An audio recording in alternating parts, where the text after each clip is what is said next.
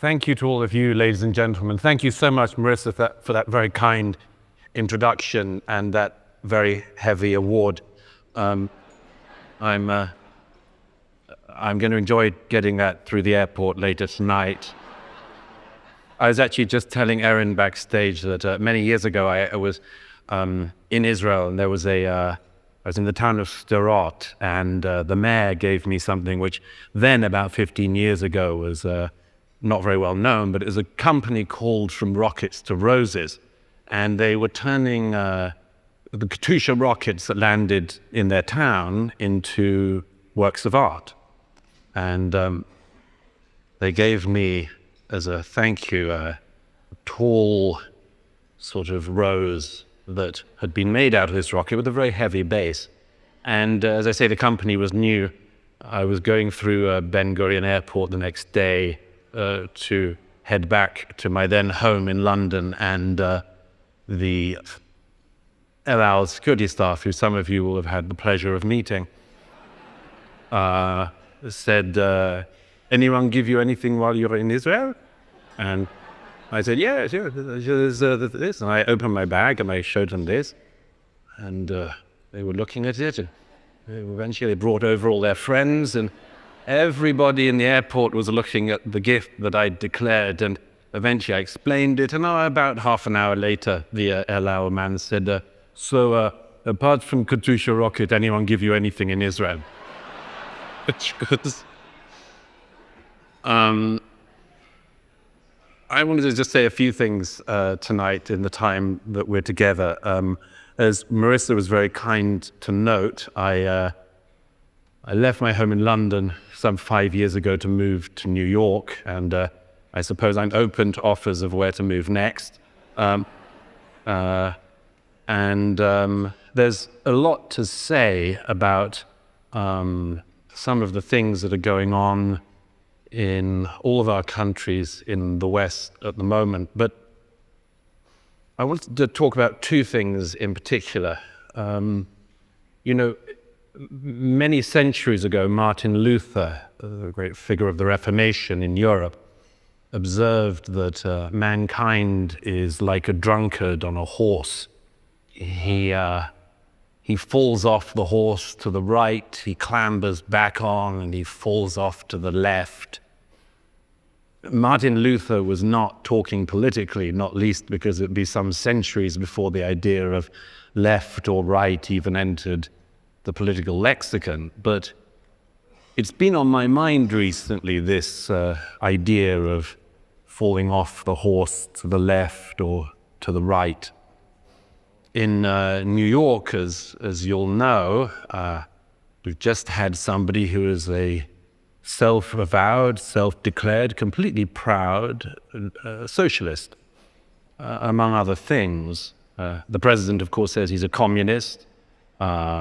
You might all have your own views about that, but it seemed inconceivable until very recently that somebody whose politics are founded in anti-Westernism should be in charge of the greatest city in the world, the biggest, most important city in America. Sorry to those of you who are locals here, but that's just the stats. It seemed impossible to people that you'd actually have somebody who's declared repeatedly that his politics are founded in this anti-Westernism. That is also, of course, anti-capitalism, of course, anti-Israelism. What exactly the ideology of our new mayor is disputed by some, but I think it's actually rather obvious. His own father laid down the blueprint for his career. His father, of course, was a Columbia professor. Who could think that anything bad could come out of Columbia? The mayor, by the way, has the extraordinary distinction of having a parent on the faculty of Columbia but couldn't get in himself. But his father's own work is dedicated to what is known as third worldism. It is the belief that essentially everything that we have in the West is the problem, is the cause of all the world's problems. Nothing in the rest of the world can go wrong unless we have made it so. They can look at China, they'll say, well, aren't there human rights abuses? And they'll say, well, look at the opium wars. This is, you can say something that is going wrong in the Middle East or the Far East, and they will say, but colonialism. You'll point out some human rights abuse on the other end of the planet, and they will say, what about the slave trade, as if this was something that only America ever engaged in. This third worldism or anti-Westernism has never had such a prominent advocate at the heart of America. And this, it seems to me, presents a huge challenge to those of us on the right, those of us on the conservative side, because we at least have to engage with what arguments people like Mamdani put across. Sometimes people put across the argument in response to people like him that there's some specific issue that you can nix.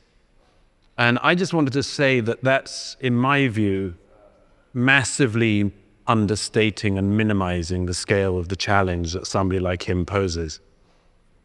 Some people in the room I've discussed this with many times before, but essentially what somebody like Mamdani is relying on is a set of very basic, base human instincts, which the conservative side has to be able to respond to. The base instincts are essentially envy and resentment. And you cannot reply to appeals to envy and resentment by merely talking about zoning regulations. You can't.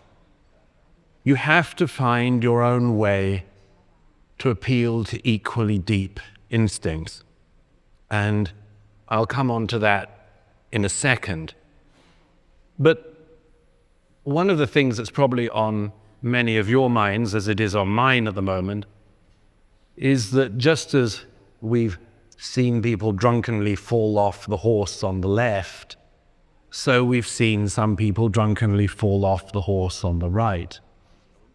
This is something which it's worth lingering over, particularly in this esteemed gathering here tonight, because perhaps the greatest critique that the right has been able to have of the American left in recent years is that they haven't been able to keep their extremes away from their center.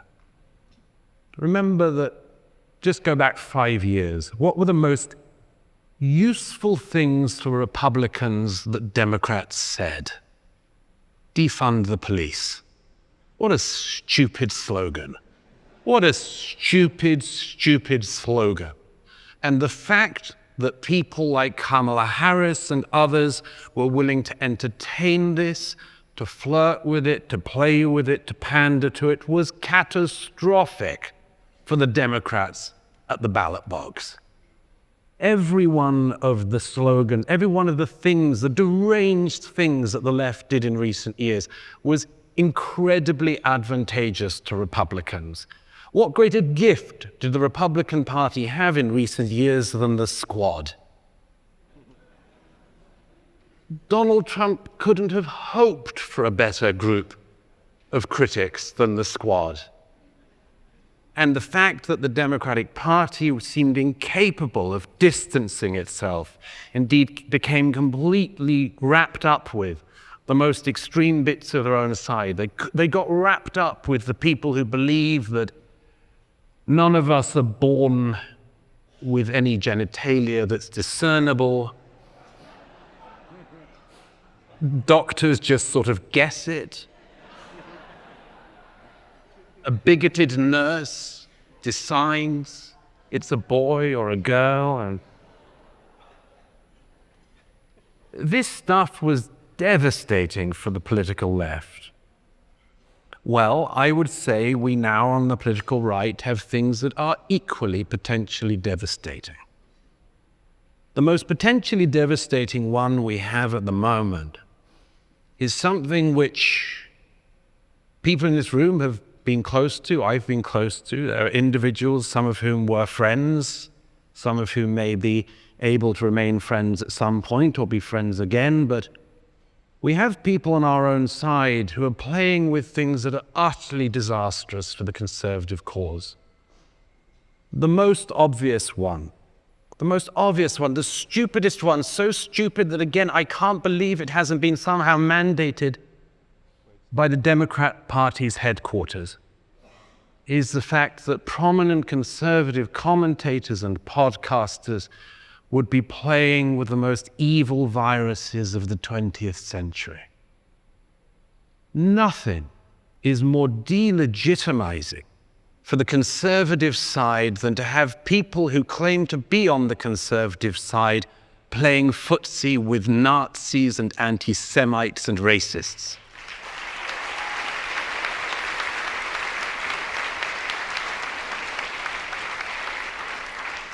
Nothing can be more destructive for our side than people like Tucker Carlson who give the most virulent, hard-edged attack interview they possibly can to Senator Ted Cruz and then play the fluffer to Nick Fuentes. If the political right doesn't address this and say, you can say what you want, but it doesn't mean that we have to regard you as an ally, then we are in real trouble.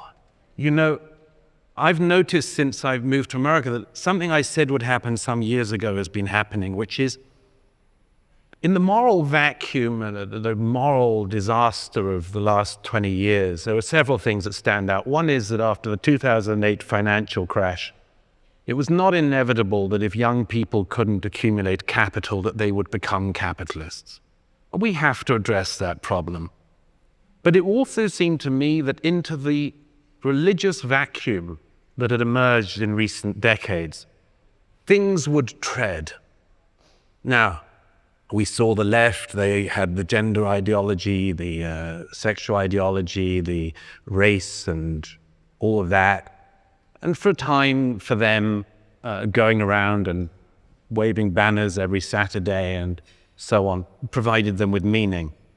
It was also inevitable that the right would have to address this hole, this vacuum as well. And some people have. But some of the people who've trodden into that have done so in an incredibly ill-advised way, partly because they have not listened to good mentors like Dennis Prager has been to so many.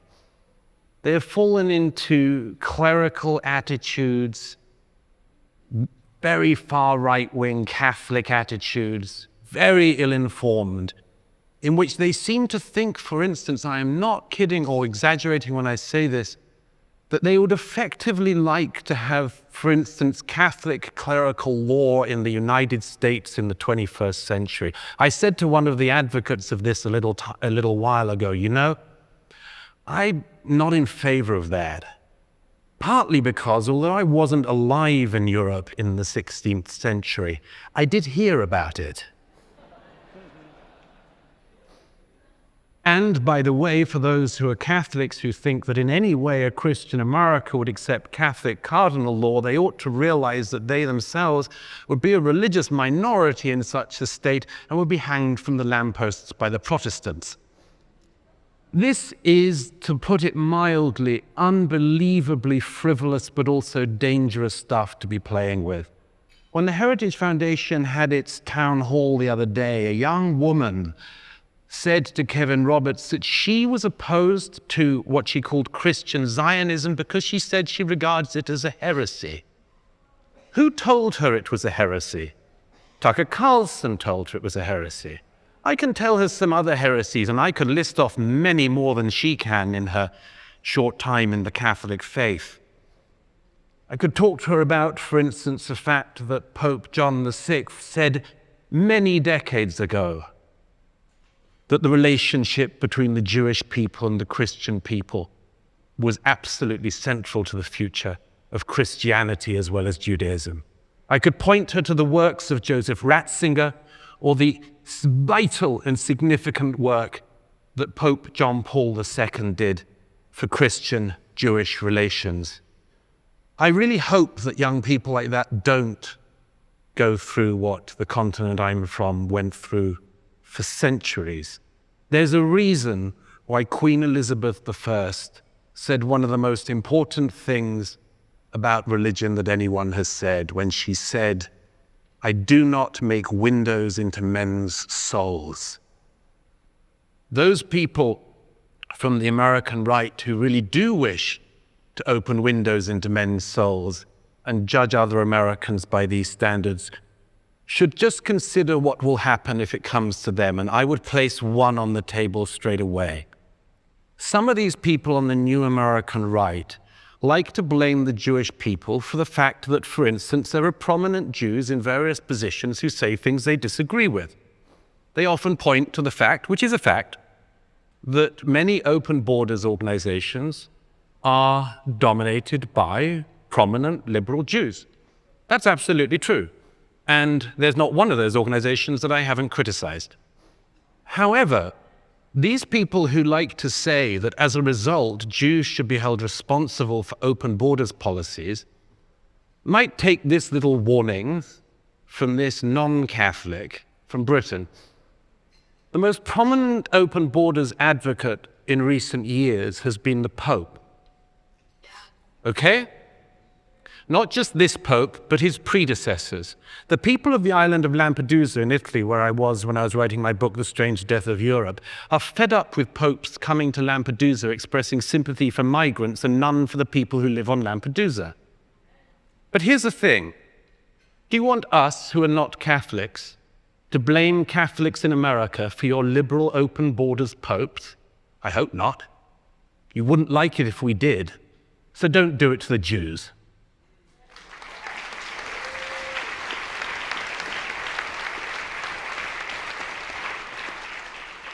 Let me say just a couple of other things.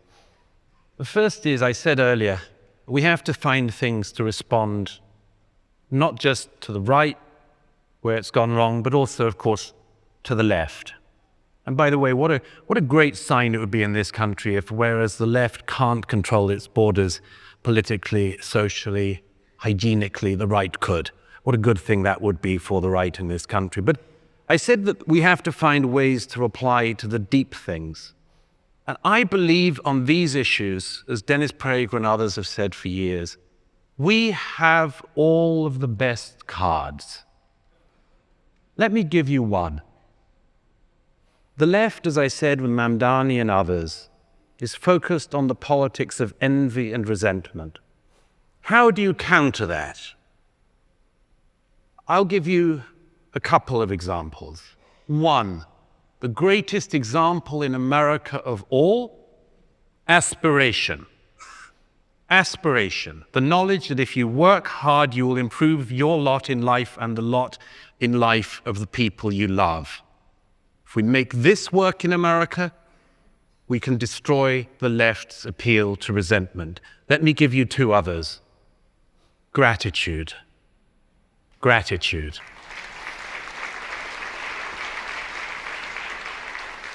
You know, the people who are currently playing with the darkest aspects against religious freedom should remember the great luck we have here in America. Most countries in the world do not have religious freedom. What did Thomas Jefferson ask to be put on his gravestone? Most of you here will know this. But Mr. Jefferson himself asked on his gravestone to be written that he was the author of the Declaration of Independence, the author of the Statute of Virginia for Religious Freedom, and the father of the University of Virginia, because these were the things he was proudest of, that the Statute on Religious Freedom broke something that had torn Europe apart for years and solved it. These are gifts we have been given in America. Many, many other gifts exist in this land as well. But if we remind people that what we have, we are lucky to have, and not just random luck, but because it has been given to us by people who thought and judged wisely. And that is why we're here.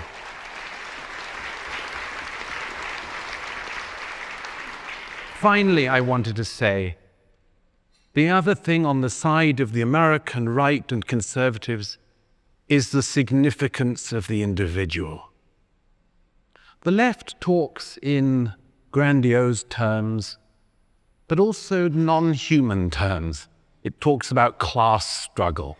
It talks about economics. It talks about all its vaguely Marxist or watered-down Marxist views of how society works. But what they cannot account for ever is the individual. And you might say, well, the great man, the great woman theory of history, that's so dated. No, it isn't.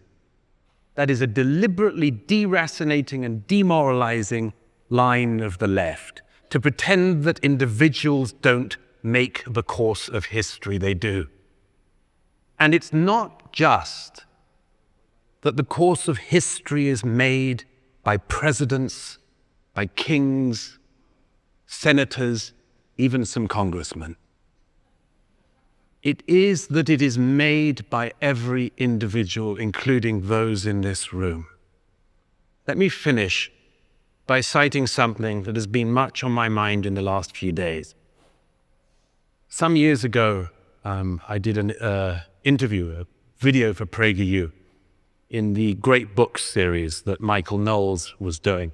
You know Michael Knowles, he's very shoddy-looking, badly dressed guy, deeply in need of a tailor. The wonderful Michael Knowles, Dennis's suggestion, decided to do a set of interviews with people about great books. It's a wonderful series. I hope that many of you will know it. As with so many of the PragerU videos, it's gone so far and so wide. And Michael asked which great book I wanted to do, and I said to him, I said, it's a bit of a cheat, but I'd like to do King Lear, which is, of course, a play, not a book, but it's published in a book form, so I thought I could get away with it.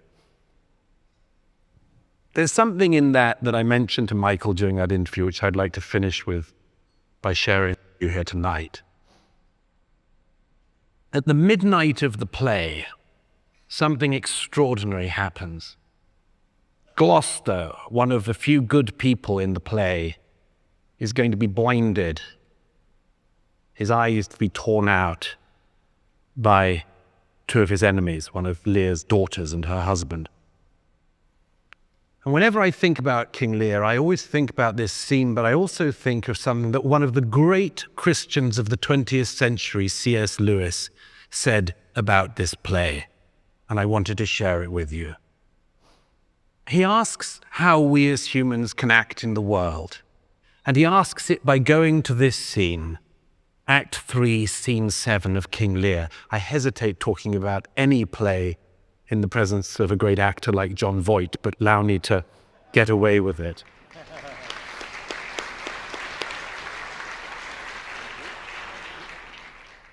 This is what C.S. Lewis says about our position in life. He says, we are not the playwright. We are not the producer. We are not even the audience. We are on the stage. To play well the scenes in which we are on concerns us much more than to guess about the scenes that follow.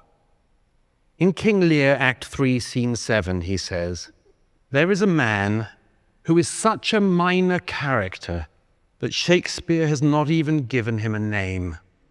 He is merely first servant. All the characters around him, Regan, Cornwall, and Edmund, have fine long-term plans. They think they know how the story is going to end, and they are quite wrong. The servant has no such delusions. He has no notion how the play is going to go, but he understands the present scene. He sees an abomination, the blinding of Gloucester, and it's taking place, and he will not stand it. His sword is out and pointed at his master's breast in a moment. Then Regan stabs him dead from behind. That is his whole part. Not even 8 lines all told. But if it were real life and not a play, that is the part it would have been best to have acted. We don't know which scene in the play we're in. We don't even know if it's a comedy or a tragedy, some combination of both.